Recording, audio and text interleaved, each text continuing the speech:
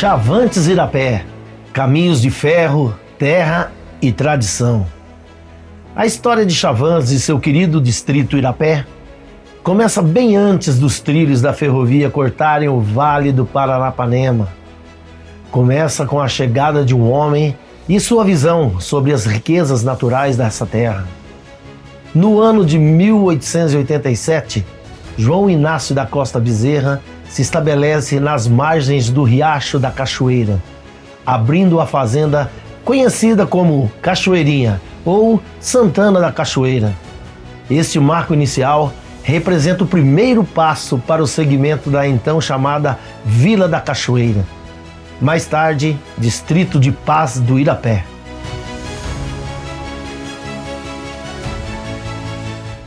A beleza do vale e a fertilidade das terras atraíram os primeiros moradores. Em 22 de outubro de 1909, o povoado foi oficialmente elevado a Distrito de Santa Cruz do Rio Pardo, com o nome indígena de Irapé, provavelmente derivado do tupi antigo, Eirarapé, o caminho das Iraras. O nome de Chavantes tem duas possíveis origens, uma ligada à tribo indígena Ote Chavantes e a outra relacionada a uma chave ferroviária que existia na região. O que eu lembro é que o que a gente ouve falar, né? Que Chavantes vem da chave antes. Essa é a história que eu realmente conheço. O porquê chave antes? Por causa da ferrovia que passava aqui. Então era uma chave antes, sempre que chegava aqui Chavantes. É o que eu sei, o que eu conheço. Nesse mesmo ano, a chegada da estrada de ferro Sorocabana muda completamente os rumos da história local. A dificuldade de terreno fez como se a estação ferroviária fosse construída a 3 quilômetros da sede de Irapé, recebendo o nome de Chavantes. A estação não apenas movimentava trens, mas também sonhos, projetos e pessoas. Eu lembro que meu pai pegava a gente, né, eu, minhas irmãs, a gente vinha na estação, que era a coisa mais linda. Aquilo pra gente era um sonho, estar ali na estação. A gente pegava o trem, ia para Avaré, na casa dos parentes. Então aquilo era uma raridade pra gente, sair lá da roça e vir até Chavantes, na estação de trem, a hora que a gente entrava no trem. Então aquilo era um sonho, né? Mas era uma das melhores épocas da nossa vida. A ferrovia, quando eu vim para cá, já existia. Então tinha os trens que paravam aqui em Chavantes. O trem parava aqui, ia para São Paulo. Quando eu fui crescendo um pouquinho mais, que eu comecei a fazer faculdade, eu fui uma das primeiras turmas que fez faculdade no Colégio Santo Antônio. Eu ia de ônibus e voltava de trem. A gente voltava no trem que passava aqui e parava. Logo, comerciantes, moradores e prestadores de serviço migraram em direção à estação. Assim nasce o povoado de Chavantes. Em 8 de outubro de 1917, o distrito assume esse nome e em 4 de dezembro de 1922, Chavantes conquista sua emancipação, desmembrando-se de Santa Cruz do Rio Pardo. Apesar da mudança de centro, Irapé seguiu sendo um polo de destaque. E em 1915 teve início a construção da sua imponente Igreja Matriz, inaugurada em 25 de agosto de 1918. Aqueles terrenos era tudo de fazendeiros que tinha por ali. Eu sei que eles doaram para aqueles moradores que já estavam morando ali pelo Irapé. O fazendeiro doou um terreno para construir a igreja. Aí, a partir da construção da igreja, Irapé foi já evoluindo, foi aumentando de moradias. No mesmo ano, os estudos para a construção da Ponte Pêncil, a Alves Lima, começaram e ela foi inaugurada em 1920. Aí chegou a construção da Ponte Pêncil, onde veio muitos trabalhadores de fora, foram se alojando no Irapé. Então o Irapé foi evoluindo de moradias também, foi crescendo bem, né? E em 1921, ergue-se o Teatro São José, o primeiro do Oeste Paulista. O distrito era referência cultural e comercial. Anos depois, serviram para outras finalidades. Os primeiros bailes de Rainha do Café era tudo feito ali, no salão. Que era um salão, um teatro muito dos bonitos, muito chique mesmo. Inclusive teve peça teatral ali, na época bem assim, dos coronéis. Era muito bonito, tinha muita festa, muito baile de deputantes ali também. Festa do café, que a nossa região era café, a maioria. Então tinha essas festas lá. Mesmo sem asfalto, com estradas de terra batida e recursos limitados, o desenvolvimento de Irapé não parava. Muitos nomes ajudaram a construir a história do distrito. Pessoas que, com esforço, visão e trabalho, marcaram o progresso da região. Foram comerciantes, líderes comunitários, professores, religiosos e lavradores. Ali era tudo terra. Não existia asfalto. A única rua que tinha era a Rua do Meio, que era paralelepípedo. Era inteira de paralelepípedo, como foi tão pouco tempo atrás que passou o asfalto, né? A gente, depois que começou a ficar adolescente, eu lembro que a gente ia no Irapé para fazer compra, no Bérgamo, né? no bar de Seu Pedro, no qual ele era meu padrinho. Então, da fazenda, a gente vinha as compras para o Irapé. Irapé foi expandindo, né? Foi tendo um comércio bem legal ali para atender o pessoal que morava no sítio, nas fazendas.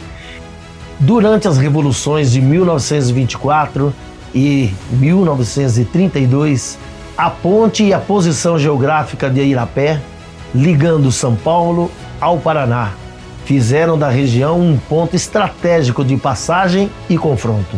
Em 1929, nasce a Associação Atlética Chavantense, que marcaria a história do futebol local, com direito à participação em campeonatos paulistas. Em 1939, o Clube Ouro Verde foi inaugurado, tornando-se palco de festas memoráveis, como o glamouroso Baile do Café, que por anos elegeu a Rainha do Café, atraindo candidatas de toda a região. Mas a gente sempre ouvia falar do Baile do Café, aonde Chavantes sempre estava representado por lindas mulheres. Chavantes, Clube Ouro Verde, né, fazia toda a região. Foram os nossos bailes no Clube Ouro Verde. Eita, dancei muito, né? Então, época boa, época de baile bom, a época de baile com orquestra. Fagner esteve na nossa cidade, no Clube Ouro Verde. Aguinaldo Raiol.